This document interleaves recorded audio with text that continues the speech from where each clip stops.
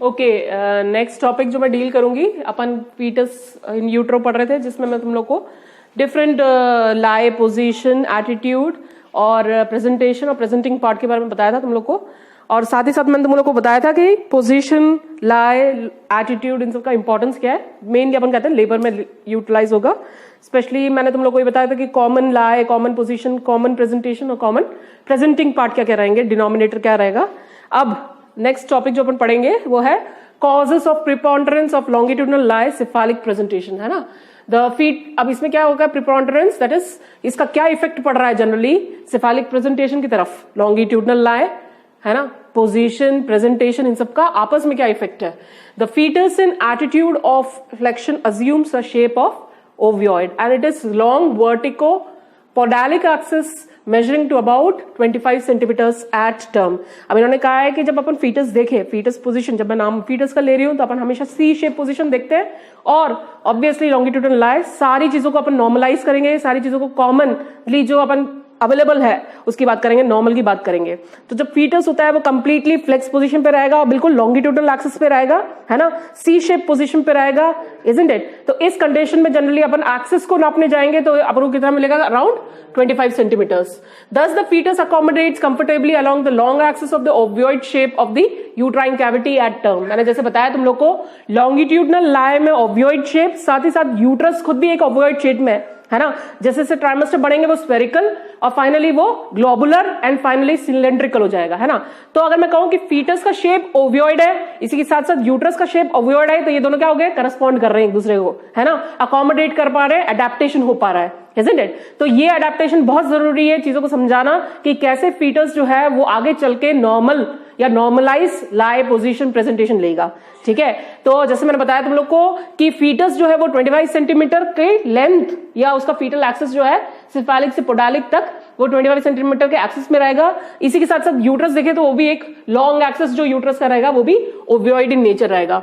Hence there is a preponderance of the longitudinal lie and can be explained. अब ये longitudinal लाई preponderance कैसे होगा इसके बारे में एक्सप्लेन कर रखा है इन लोगों ने। सबसे पहला है ग्रेविटेशन, है ना, पहला प्रिंसिपल जो है वो ग्रेविटेशन। अपन कह सकते हैं लॉन्गिट्यूडनल लाई, जिसमें लॉन्गिट्यूडनल लाई एज वेल एज पोजीशन जो है वो सिफालिक इसलिए है क्योंकि सबसे पहला कारण है ग्रेविटेशन, है ना। आप लोगों को पता है हेड जो है मोर हैवियर है as compare to that of body. जब भी अपन बताते हैं, मैंने तुम लोगों को फीटस वाला चैप्टर पढ़ाया था तो मैंने कहा था head is more heavier than the body of the baby, isn't it. तो इस केस में भी अपन कह सकते हैं कि फीटस का हेड जो है वो हैवियर है और तुमको पता है कि कोई भी हैवी चीज को अपन ऊपर फेंके तो वापस आएगी, है ना। इन द सेम वे अगर मैं बोलूं कि हेड को कंपेयर करें बॉडी से तो हेड जो है वो हैवियर है, इसके कारण ग्रेविटेशनल पुल के कारण जनरली जो हेड जो है वो लॉन्गिट्यूडनल एक्सिस पे आएगा, साथ ही साथ अपन कह सकते हैं सिफालिक प्रेजेंटेशन दिखाई देगा, है ना। तो ये कारण हो सकता है। दूसरा है adaptation. The smallest circumference is about 27.5 centimeters.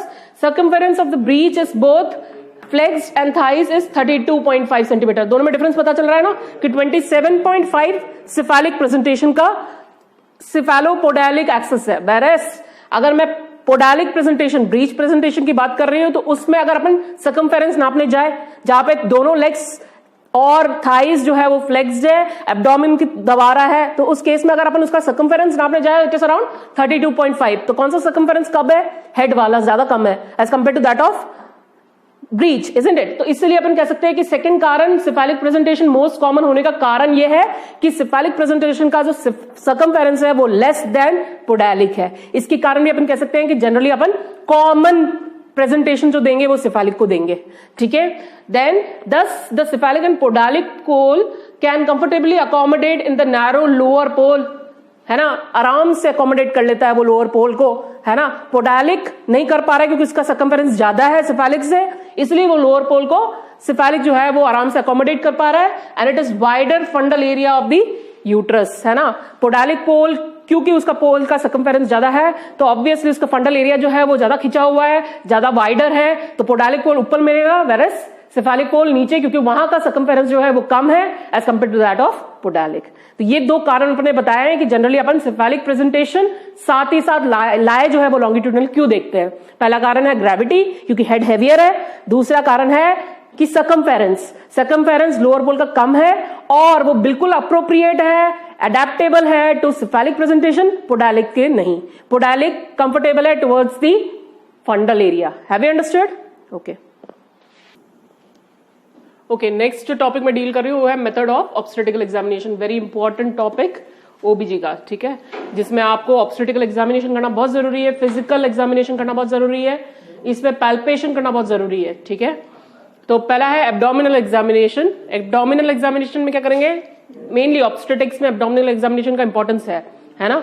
तो कोई भी फिजिकल एग्जामिनेशन की बात करें ऑब्स्टेटिक्स में, उसमें पैल्पेशन को इंपॉर्टेंस दिया जाता है, उसको इंस्पेक्शन को इंपॉर्टेंस दिया जाता है, और स्पेशली एब्डोमिनल एग्जामिनेशन को इंपॉर्टेंस दिया जाता है।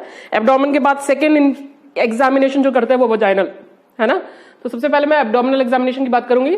A regular systemic abdominal examination beyond 28 weeks of pregnancy can reasonably be diagnosed for the lie, presentation, position and attitude of the fetus। आपको पता है viable fetus, अपन कहते हैं live viable fetus जो है वो 28 वीक के बाद अपन मानते हैं उसको, है ना, जिसमें अपन कह सकते हैं उसकी ग्रोथ हो चुकी है, अब उसको पूरी तरह उसके बॉडी पार्ट्स डेवलप हो चुके हैं, अब उसको सिर्फ ग्रोथ लेनी है, isn't it? तो इस टाइम पे 28 वीक के बाद अपन कह सकते हैं आराम से अपन सेकेंड ट्राइमेस्टर में 28 वीक के बाद आराम से अपन lie, position, presentation as well as presenting part को डिफाइन कर सकते हैं। तो इससे अपन को क्लियर हो जाता है कि फीटस क्या क्या पोजीशन पे आ सकता है, कैसे कैसे पोजीशंस ले सकता है, कैसे बच्चा एमनियोटिक फ्लूइड में घूम रहा है, कौन सा लाई, कौन सा प्रेजेंटेशन, क्या पोजीशन रहेगा, ठीक है। It is not umbilically that the live presentation of the fetus might change, especially in the association with the excess of liquor amniae.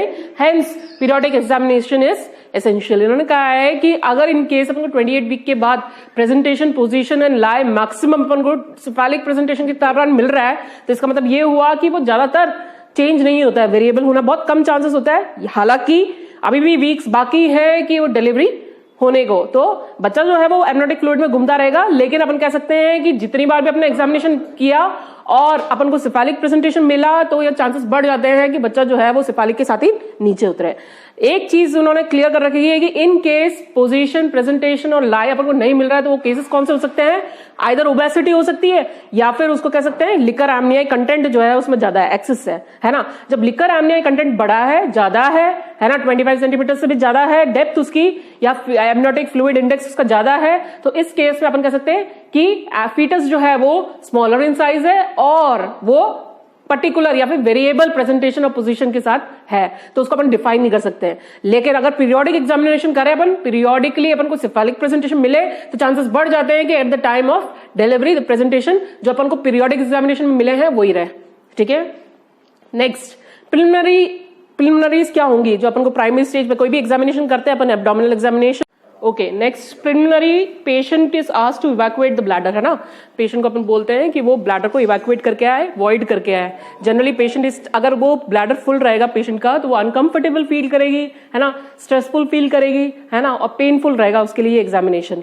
तो अपन पेशेंट को बोलते हैं कि जाके पहले ब्लैडर इवैक्यूएट करके आओ कि जिससे वो कंफर्टेबल पोजिशन में रहे और अपन को जितनी भी फाइंडिंग्स मिले वो नॉर्मल मिले, है ना, क्योंकि जब ब्लैडर फुल रहेगा तो एबनॉर्मल फाइंडिंग्स मिलने के चांसेस बढ़ जाते हैं। उसके बाद क्या करेंगे? She is then made to lie in the dorsal position with the thighs flex. उसके बाद क्या करते हैं अपन?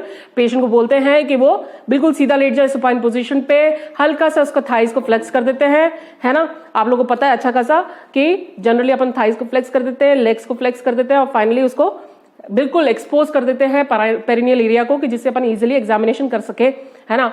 अदरवाइज एब्डोमेन को हल्का सा फ्लेक्स, एब्डोमेन को एक्सपोज करके रखते हैं जनरली फॉर एब्डोमिनल एग्जामिनेशन, लेकिन हल्का सा थाइज को और लेग्स को फ्लेक्स कराना जरूरी है, ठीक है। उसके बाद क्या करते हैं? Abdomen is fully exposed.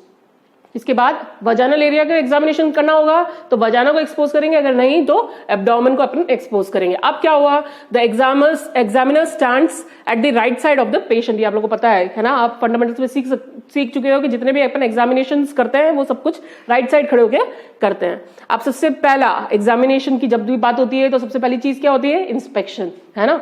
आपने फर्स्ट ईयर में भी सीख रखा है कि फिजिकल एग्जामिनेशन का पहला स्टेप है inspection. In the same way abdominal examination करने जा रहे हो उसका भी पहला स्टेप क्या रहेगा? Inspection. Whether the uterine ovoid is longitudinal, transverse और ओब्लिक, है ना। तो आपको लाई देखना है, लाई में क्या देखोगे आपकी? लॉन्गिट्यूडनल है, ओब्लिक है या ट्रांसवर्स है। तो आपने यूट्राइन ओवियोइड शेप देख ली। ओवियोइड ज्यादातर कहां रहेगा? Anterior posterior. अगर वो लॉन्गिट्यूडनल दिख रहा है तो लाई जो है वो लॉन्गिट्यूडनल है ना। ओब्लिक दिख रहा है तो generally it is oblique. And transverse अगर दिख रहा है आपको, ट्रांसवर्स डायमीटर ओब्लिक ज्यादा दिख रहा है, सॉरी ओव्यूइड ज्यादा दिख रहा है, तो इसका मतलब वो ट्रांसवर्स लाई पे है।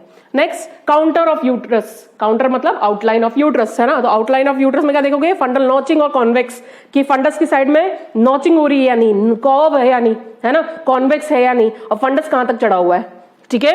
Next, of flat anterior wall cylindrical और स्पेरिकल, है ना, उसके एंटीरियर वॉल सिलेंड्रिकल है, स्पेरिकल है, ठीक है, फ्लैट है, कैसा है। तो इससे अपन को इजीली इंस्पेक्शन के दौरान पता चल जाएगा कि बच्चा कहां पे है, एंटीरियरली प्लेस्ड है, पोस्टीरियरली प्लेस्ड है, और टू द लैटरल्स है। Have you understood? तो अपन को पहले एब्डोमेन एक्सपोज करना है, फंडल नॉचिंग देखनी है, फंडल नॉचिंग के थ्रू अपन बहुत सारी चीजें एग्जामिन कर पाते हैं। पहला चीज है सिम्फाइसिस फंडल हाइट, है ना। दूसरी चीज, अगर वहां पे सॉफ्टनेस फील हो रही है तो आपको पता चल जाएगा बटक्स ऊपर, सिफेलिक एरिया नीचे। तीसरी चीज अपन आराम से फाइंड आउट कर सकते हैं कि उसमें ओब्लिक्विटी कितनी है ना, ओब्लिक कितना है। अगर मैं बोलूं कि ओवल शेप है एंटीरियर पोस्टीरियर, इसका मतलब सिफेलिक प्रेजेंटेशन के साथ है ना, या फिर पोडालिक प्रेजेंटेशन के साथ है। अगर मैं बोलूं हल्का सा ओब्लिक दिख रहा है मुझे और वो ओवॉइड दिख रहा है मुझे, तो इसका मतलब वो हल्का सा टर्न कर चुका है। और अगर ट्रांसवर्स दिख रहा है जिसमें ओवल शेप जो है मुझे ट्रांसवर्सली ज्यादा दिखाई दे रहा है एंटीरियर पोस्टीरियर से कंपेयर, इसका मतलब वो लाई ट्रांसफर पे चल रहा है ना। इसके बाद क्या हुआ, due to enlargement of the uterus, undue enlargement of the uterus, skin condition of the abdomen for the evidence of ringworms as well as scabies, है ना। एक्स्ट्रा एनलार्जमेंट तो नहीं दिख रहा अपन को। अगर एक्स्ट्रा एनलार्जमेंट है तो क्लियर करना बहुत जरूरी है कि फीटस एक है या दो है। अगर ये भी कंडीशन नहीं है कि फीटस सिंगल टोन प्रेगनेंसी चल रही है मदर की, तो ये क्लियर करना बहुत जरूरी है कि एक एब्डोमिनल एग्जामिनेशन के दौरान की अनड्यू एनलार्जमेंट नहीं होना चाहिए, अननेसेसरी एनलार्जमेंट नहीं होना चाहिए। जितना जरूरत है बस उतना ही हो, जितना जेस्टेशनल एज मदर बता रही है बस उतना ही दिखे, है ना। अगर वो अनड्यू दिखाई दे रहा है तो कोई एब्नॉर्मेलिटी एसोसिएटेड है प्रेगनेंसी के साथ। Have you understood? इसके अलावा जब अपन इंस्पेक्शन कर रहे हैं तो अपन को ये भी देखना है कि एब्डोमेन में कोई स्कार्स तो नहीं है, कोई स्केबीज तो नहीं है, कोई इन्फेक्शन तो नहीं है, कोई रिंगवॉर्म तो नहीं है। अगर अपन को स्केबीज दिख रहा है, रिंगवॉर्म दिख रहा है, इसका मतलब उसको स्किन इन्फेक्शन है ना, और जिसको ट्रीटमेंट देना बहुत जरूरी है। दूसरी चीज ये देखना बहुत जरूरी है कि कोई स्कार मार्क्स तो नहीं है। तो इससे पहले अगर कोई स्कार मार्क्स है उसको तो बहुत क्लियर करना जरूरी है कि प्रीवियस जो डिलीवरी हुई थी उससे सिजेरियन सेक्शन हुई है, और मदर प्रोन हो जाती है कि नेक्स्ट डिलीवरी में उसकी सिजेरियन सेक्शन हो या ना हो, है ना। वो अंडरलाइन हो जाती है कि she need to be given a more importance for this next delivery. Have you understood? तो ये सारी चीजें अपन इंस्पेक्शन में देखेंगे।